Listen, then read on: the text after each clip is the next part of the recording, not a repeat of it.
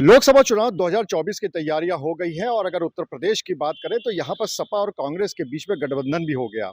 इस गठबंधन के तहत कानपुर नगर की सीट कांग्रेस के खाते में गई है। अभी तक प्रत्याशी तय नहीं हुआ है, लेकिन कई ऐसी मांगे हैं जो इस समय कानपुर से उठने लगी हैं। इस समय हमारे साथ मौजूद हैं वरिष्ठ कांग्रेस नेता वीरेंद्र चतुर्वेदी जी। इनके पिताजी सांसद भी रह चुके हैं कानपुर से, राष्ट्रीय महासचिव भी रह चुके हैं कांग्रेस के, और तकरीबन 16 साल तक कानपुर कांग्रेस के ये अध्यक्ष भी रहे थे इनके पिताजी। तो काफ़ी पुराना पारिवारिक नाता है कांग्रेस के साथ में। इन्होंने एक पत्र लिखा है कांग्रेस अध्यक्ष को और उसमें कुछ मांग की है। किस तरह का पत्र लिखा है, क्या उन्होंने मांग की है, इस पे बात करने के लिए हमारे साथ मौजूद है वीरेंद्र जी। उनसे बात कर लेते हैं। तो वीरेंद्र जी, आपने जो पत्र लिखा है खड़गे साहब को, क्या पत्र लिखा है, उसमें क्या-क्या मांग की है? मैंने अ, एक कांग्रेस कार्यकर्ता की हैसियत से अपने राष्ट्रीय अध्यक्ष से यह मांग की है कि कानपुर में जो जातीय समीकरण है उसको देखते हुए कानपुर का प्रत्याशी घोषित किया जाए। चूँकि हमारा सपा से गठबंधन भी है, तो हम चाहते हैं कि जातीय समीकरण में ब्राह्मण और वैश्य ज़्यादा कानपुर में आते हैं, उनमें किसी को एक को प्रत्याशी बनाया जाए और प्रत्याशी उसको बनाया जाए जो जीत कर कानपुर की पुरानी परंपराओं, पुराने ऐतिहासिक इतिहास को दर्ज करे। इसलिए हमने अपने राष्ट्रीय अध्यक्ष को ये पत्र से द्वारा सुझाव दिया है। और उसमें आपने क्या मांग करी है? क्योंकि उसमें आपने ये भी लिखा था कि अगर इस तरह से समीकरण देख के नहीं चलेगी तो एक तरह से राजनीतिक आत्महत्या होगी। ये भी आपने कहा था, तो ये क्यों कहा था? नहीं, नहीं, आत्महत्या नहीं कहा था।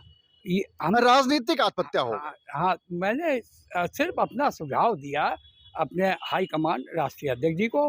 बाकी राष्ट्रीय अध्यक्ष जी हमारी जनभावनाओं को समझकर प्रत्याशी घोषित करेंगे, ये विश्वास है। और हम गठबंधन के साथ मिलकर कानपुर में इतिहास को दर्ज कराएंगे। देखिए, अगर हम आपकी मांग की बात करें तो आपने कहा है कि या तो ब्राह्मण हो या वैश्य हो, यहाँ के जातीय समीकरण को देखते हुए। और इस समय जो सबसे ज़्यादा नाम चर्चाओं में चल रहा है कांग्रेस प्रत्याशी के रूप में, वो विजय कपूर का चल रहा है, जो इन दोनों ही वर्गों से नहीं आते हैं। तो कहीं न कहीं ये संदेश जाता है कि माफ़ कीजिएगा, अजय कपूर। वो तो ये कहीं न कहीं संदेश ये जाता है कि अजय कपूर इस समीकरण में फिट नहीं बैठते हैं कांग्रेस प्रत्याशी के रूप में? नहीं, नहीं, वो मैंने अपना सुझाव दिया है। अगर अजय कपूर जी भी आएँगे और कांग्रेस सिंबल लेके आएँगे तो हम लोग तन मन धन से और कांग्रेस के सेवक के होने के नाते उनको लड़ाएँगे और उनको जिताएँगे। लेकिन हमने अपना सुझाव दिया। मैंने कोई व्यक्तिगत ये टिप्पणी नहीं की कि इसको मिल जाए या उसको मिल जाए। मैं कांग्रेस का सिपाही हूँ।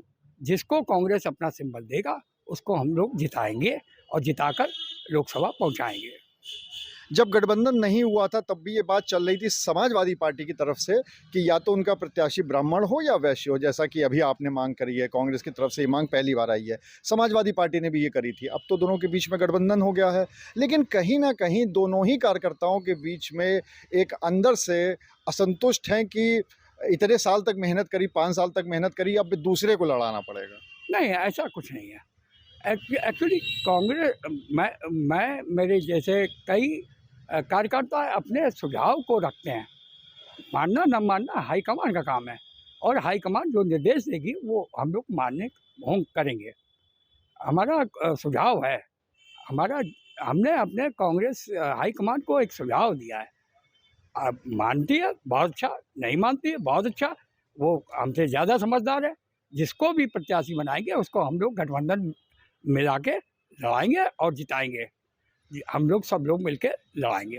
टिकट जिसको मिले उसके बाद हम सब लोग एकजुट होकर कांग्रेस को जिताएंगे और भाजपा को हराएंगे।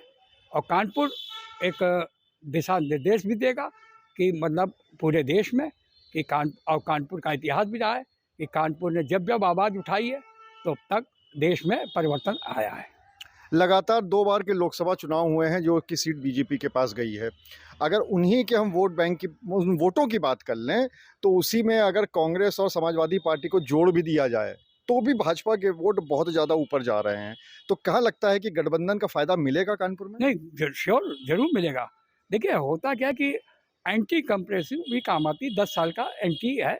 उस समय 14 में जब मोदी जी जीते थे तो मोदी जी की एक तरह से हवा थी। मोदी जी को नया नया चेहरा था। और उन्होंने उनके जैसे हमारे अन्ना हज़ारे जी का आंदोलन, जिसमें आरएसएस का पूरा हाथ था, उसके द्वारा ये भ्रांतियाँ फैलाई गई कि कांग्रेस भ्रष्ट है, कांग्रेस भ्रष्टाचारी है, और उसका हवा जो चली वो उनको जिता के ले गई। 19 के चुनाव में परिवर्तन ये था कि पुलवामा और कांड जो उसको फोकस दिया गया, राष्ट्रीय जो हमारे सैनिकों का जो आंदोलन वो रहा, लड़ाई रही, उसको भी भुनाया गया और उसका लाभ राष्ट्रभक्त से लिया गया। अब दोनों चीज़ नहीं है। मंदिर बनना था, बन गया। मंदिर सबके आस्थाओं का प्रतीक है, मर्यादा पुरुषोत्तम राम सबके हैं, ये इशू नहीं चलेगा। तो आप थे वीरेंद्र चतुर्वेदी, जिन्होंने साफ तौर पर ये कहा कि वो ये चाहते हैं कि यहाँ कानपुर से जो भी कांग्रेस का प्रत्याशी आए वो ब्राह्मण या वैश्य हो, ऐसी उनकी इच्छा है। लेकिन अगर ऐसा नहीं भी होता है तो जिसको भी कांग्रेस पार्टी उतारेगी उसको वो पूरी मजबूती के साथ लड़ाएंगे। और साथ ही साथ उन्होंने भाजपा के ऊपर कांग्रेस के जीत के दावे भी कानपुर सीट के लिए किए हैं। अनुराग अग्रवाल, TV9, कानपुर।